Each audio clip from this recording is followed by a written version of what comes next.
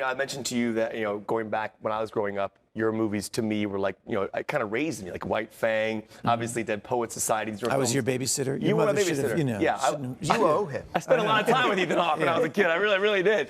I wanted to ask you, I've always wanted to know this when I was a kid, and hopefully this is not a dumb question, but in the scenes in White Fang, with the wolf, how was that really you and the wolf? Was like, how did they pull that off? Was it ever dangerous? Did you ever get were you scared? It was the single best experience of my acting life. If I could teach like an acting class, like now that if I would do that, I would have people work with half-breed wolves. It was the best experience I could do. I went out there. We shot that movie. It was back in the day when you'd shoot a movie for 6 months. I went out there for 6 weeks where I had no job except to hang out with these half-breed wolves, and I would walk them in the morning and feed them and get to know them, and so that our interaction would be authentic. And it's one of the reasons why I think one of the things that people talk about the value of rehearsal, and a lot of people don't even understand rehearsal, but simply being together with people qualifies as rehearsal. Right. If the more you spend time and understand each other's eccentricities, like with these animals. It's a great experience. Thank you for asking. Now, one thing I find so fascinating is you did mention earlier in the show today that it is hard for you sometimes to go home after you play a character, especially this character itself, because he's so going through a very big emotional journey, has a big arc, obviously.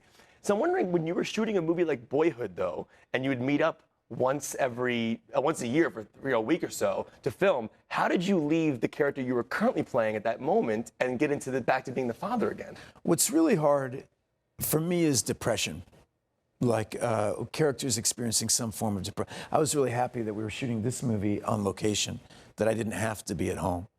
You kind of can disappear into the world, into the rest of the cast, and be with them and be part of that world, and you're not being asked to mix it a lot. Because it's the mixing for my character, for Major Tom Egan, who I'm playing, that creates the schizophrenia. Right. He's blowing up the Taliban in the afternoon and then going to soccer practice and helping with math homework, and the synapses can get confused. Because this movie, essentially you're dealing with a man who's having ethical issues with the job that he's doing. He's a drone pilot. It's incredible what he has to go through internally. As a director, directing somebody who's so internal throughout the film, how do you bring that out in an actor in the sense of, do you tell them what to think in that moment? How does that work? I would never tell Ethan what to think.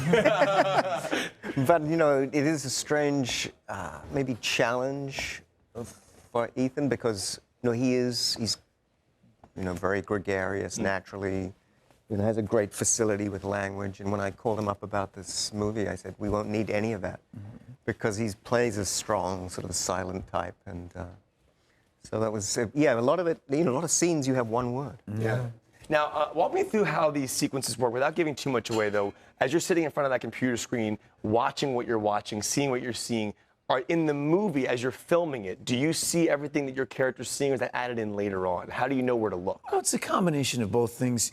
I think almost all the time you had the footage that you were going to use there. Right. It wasn't so. Before we did the scene, Andrew would show us exactly what we were seeing, and then we just have to act like we were seeing it. But we already knew in our mind what it was. Right. So it wasn't it's not like I was acting with some imaginary rabbit or something. I was talking to you before in the green room, and I don't want to give anything away specifically, but there is a phenomenal shot in the film where you rack focus. This is just for the film nerds out there, but it's a shot of a plain needle, the nose, and the camera goes, it's focused there, and then you focus on Ethan as he gets into the shot. When you work on a shot like that, do you nerd out too? Are you geeked out? This is an awesome shot. The whole crew does. Yeah. So everybody, you got to admit, a whole film crew is a whole group of people that are as excited about movies as the three of us are. Yeah. And so everybody kind of gets on board with an idea whenever an idea is good. You feel it when a performance happens, it's exciting. You feel it when the sun is going down and a neat thing happens with the light. There's a buzz that kind of goes through everybody when you get something special. But as you walk into that shot, knowing that he's rack focusing, are you aware when you're going to be in focus? Does he say, Ethan, you're going to be in focus at this moment? I wouldn't want to do that. Yeah. Because he has to stay in his character. What I'm doing, in a way, is irrelevant to him some respect. Yeah, exactly. I try to be in my space and let Andrew do it. I just let them do whatever they that want. sort of comes from trust as well. If you were worried that I was going When am I going to be in focus? When is it going to be? Then the whole thing changes. Yeah. You know, you just want to just assume you're always in focus. You want to lose yourself in the moment. And I was mentioning to you as we're talking off camera that you've had such a diverse career. You've played so many great characters, starting back in 1985 with Explorers until now, obviously. I want to know, as you walk down the street, what do people say to you? Like, what do you hear the most? And you mentioned maybe it depends on where you are. Oh, it just totally depends. Yeah, if you're in an urban area, you know, people love Training Day or, you know, The Purge. And if you're on a college campus, people love the Before trilogy. You know, the movie I'm most often asked to sign, I think, is Gattaca. You know, like, because people have DVD, like that movie, people have a very special relationship to. Yeah. And I love movies like you do. And so it's fun. I enjoy participating in a lot of different kinds of movies. But your character in the movie is a father. You're a father in real life, as we mentioned in the segment earlier. And I wanted to ask you, as you deal with kids who are acting as your kids on set, do you place your own kids mentally in that scene, and wonder how you personally would react to them? Not that your character is obviously completely different from who you are, but do you think about your children? Well, I think about my children all the time. Always. They're all, you know, I remember when my first was born, my mother said, well, congratulations, now you have something to worry about for the rest of your life. And it is kind of true. But no, I don't know how to answer that. It's too different. Every situation is different. Kids are different.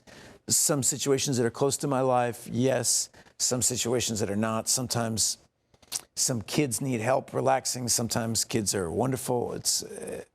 The situations are too varied to have one answer for you. Last question for you. Character of yours, if you had to pick one that you miss the most. That I miss the most? You miss being the most. I don't miss being any of them.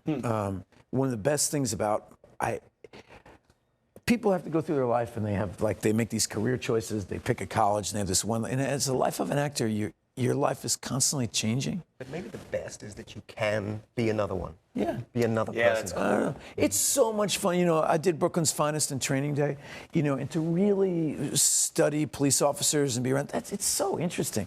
To go to an Air Force base and meet drone pilots and get all immersed in this world, it's so interesting. You know, a movie like Boyhood all centers around the family and really focusing on your family life. And that's really interesting. And the joy of, you know, right, you get to do a Shakespeare play and you study knights and you I mean, all this crazy stuff. Yeah. It's a great job because I'm never asked to be an adult. Yeah. Last thing, how many times did Denzel have to say King Kong ain't got shit on me? That wasn't he was dirtier than that. How many times? I think he said that once. That was an improv. He just made that up. Really? Yeah, that was an improv line? Yeah. Did not know that. The things you learn right here on Good Day DC. Guys, Ethan, thank you so much. I appreciate it. Good Kill opens up on May 22nd.